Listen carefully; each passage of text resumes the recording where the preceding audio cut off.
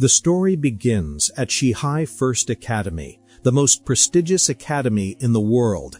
Director Yun stands before the students, his voice calm yet firm, reminding them that this day marks the most important moment of their lives, the Day of Destiny.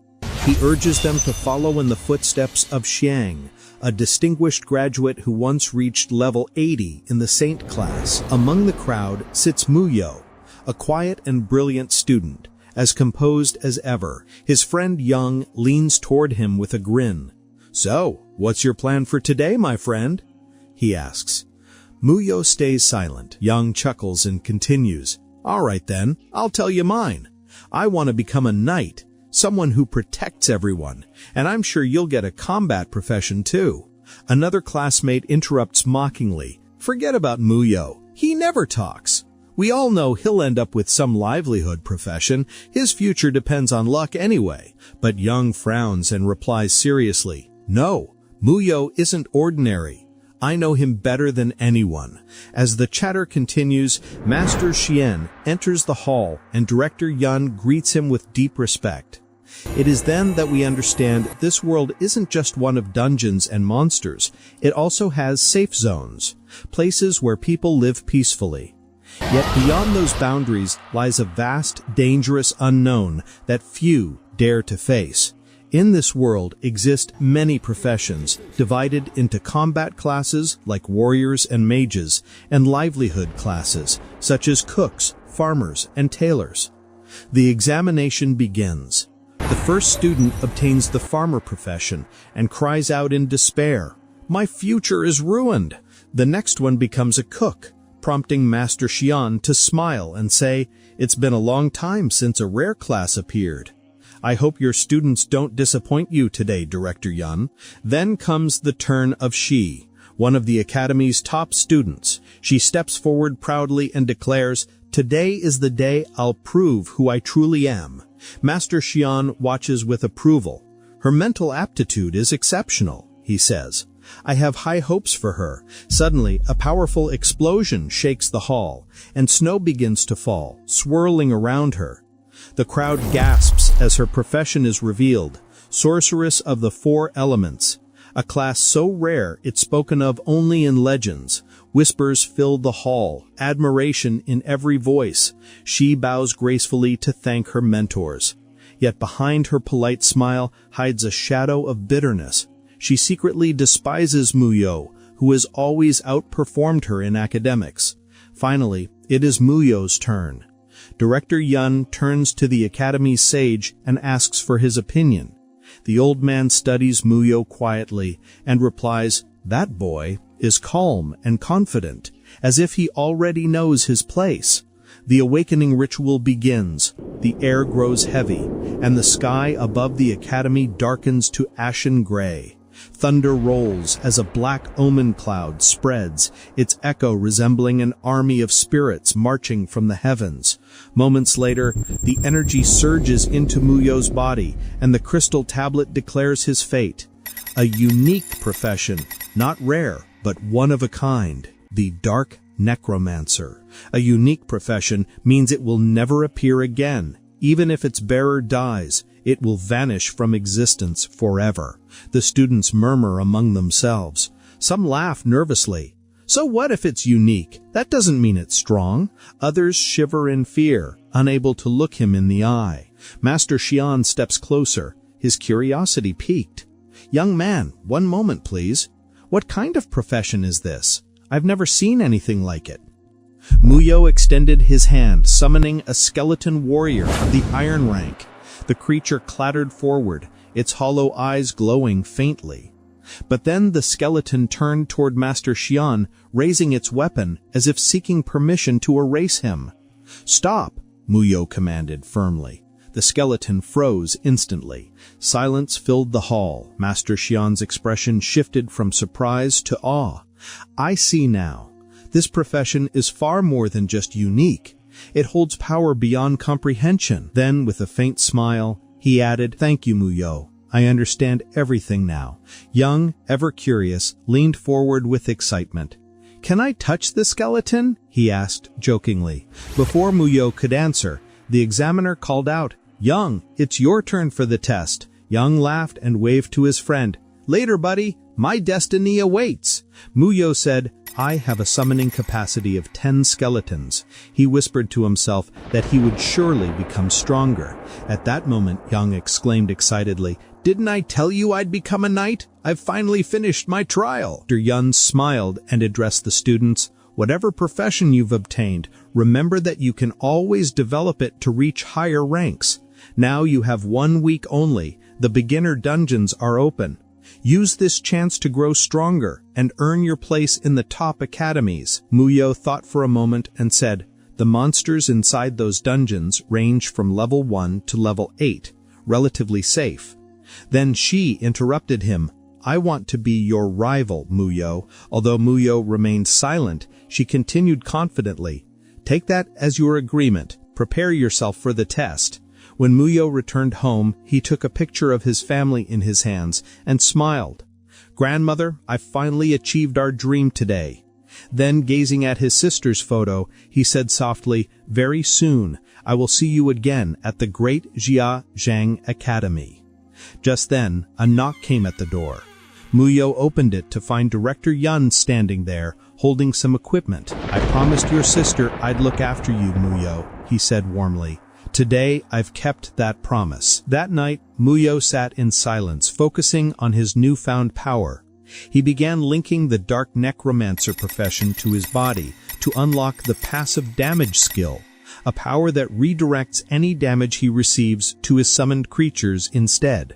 He then summoned a bronze-tier beast as his companion for training, and said, "There's no time to waste." Without hesitation, he set off toward the dungeon trials announced by the director. Along the way, Young caught up with him and said, "Let's form a team." But Muyo replied calmly, "No, working together will only slow me down."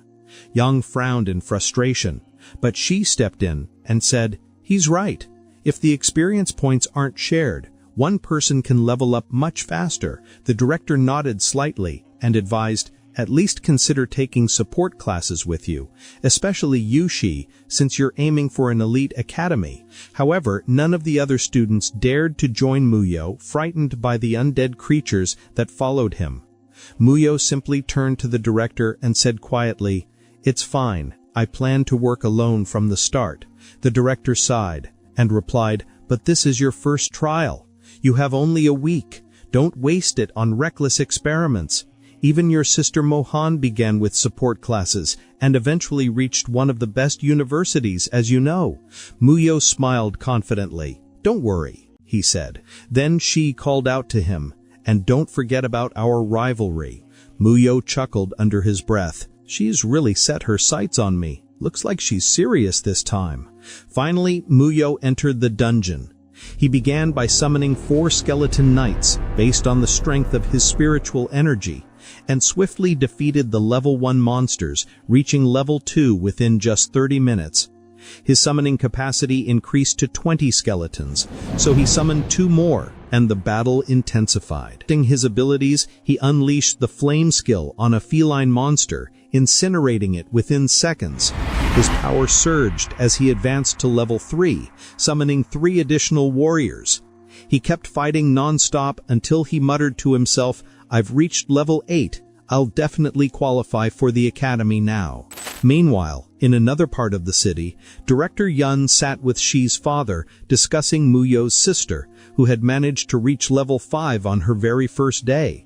Shi's father smiled confidently and said, "If she achieves the same results, she'll undoubtedly be accepted into the best academy in the city." We return now to Moyu, who can control skeletons from a distance of 500 meters. After 8 hours, most of which he spent inside the dungeon, we learned that Moyu has reached level 3, and he set out into the forests in search of more monsters until he encountered a giant whip tree. He commanded his army to advance upon it. They attacked until they destroyed it.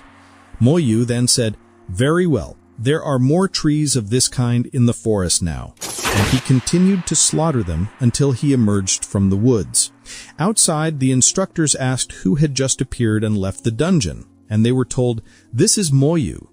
The director was stunned. Moyu had emerged having reached level 7 after defeating all the monsters by himself.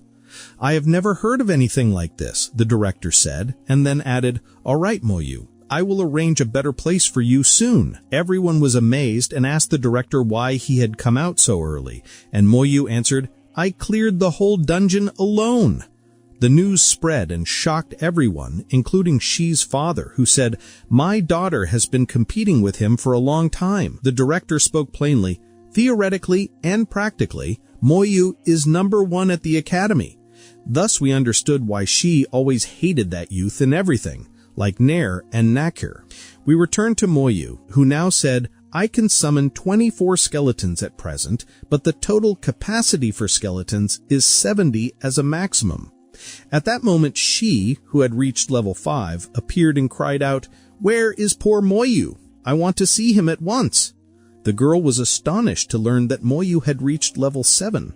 Her companion said to her, "I'm standing right here now," and she replied, "You did not tell me that you always compete with that boy." She told them, "He is a foolish lad, and I will defeat him easily." They answered, "Even if you told us that the dungeon is faster than everyone." And she was shocked again when she realized that he had come out faster than she had. On the opposite side, Yang said to Moyu, "Come on, tell us honestly how you reached level 7 so easily." And Moyu replied, "Do not worry, next time I will take you with me." The next day, Yang asked the director, "Where is Moyu?" And the director said, "He set out beyond the city." Yang scolded him in his usual tone, "You cheat, you rogue Moyu. I will see you later." Moyu went to the city guard, who asked if he was sure he wanted to leave the safe walls after reaching level 7. The guard replied, "Generally, I will let you pass as long as you hold a permit to go out." Moyu said, "Leaving the walls offers no safety. I may meet any monster." Suddenly, a Freet of level 10 appeared to attack him. But before the skeletons, there was no comparison. So Moyu sent his private army to strike them and to clear the area completely. While he wondered how his sister had reached level 16 before taking the university exam, we learned that Moyu had now reached level 10. He said, "To enter level 11, I must kill 3 times what I killed before," and at the same time he noticed that the skeletons had ascended to bronze rank, which would greatly increase their power. Suddenly, Moyu noticed a sudden attack. An arrow pierced his body, but the damage transferred to his subordinate skeletons. He scanned his surroundings with vigilant eyes and saw a girl. He realized she belonged to the followers of the chosen profession. 2 of them shoved the girl and drove her away, and one of them asked her, "Did you not see someone pass here a short while ago?" The girl addressed Moyu, "Your arrow struck me. I apologize first for my matter." One of them apologized, while the other was annoyed and said, "We could kill him easily." His companion replied, "Hold on now," and they withdrew and moved off. In the end, we understand that Moyu was dominant over the region of imps. He realized he needed to slay 1,000 imps just to reach the next level, so he thought to himself that there was no time to waste here. He ordered his army to drive the imps away, then descended to rest and recover a bit. If I reach level 13 tomorrow, he wondered, will I have enough time to reach level 15 or not? He recalled that his sister had reached level 16, and he remembered that on the day before her exam, she had returned covered in wounds, which meant she had faced something far beyond what anyone at her power could handle now. Suddenly, the same girl Moyu had seen in the morning appeared before him and asked, "Do you have any food with you?" Moyu handed her some of his rations. She then asked for his name, but he stayed silent. She said, "If you don't want to talk, we can link our skills instead." Yet even then, Moyu couldn't discern anything about her abilities. The girl examined him and said, "Your name is Moyu, level 10, but your profession's title, this is the first time I've ever seen such a thing." When she asked why he wouldn't speak, he replied coldly, "What do you want right now?" She smiled faintly and said, "So you can talk after all. Don't you know why my skills didn't appear to you earlier?" Then she revealed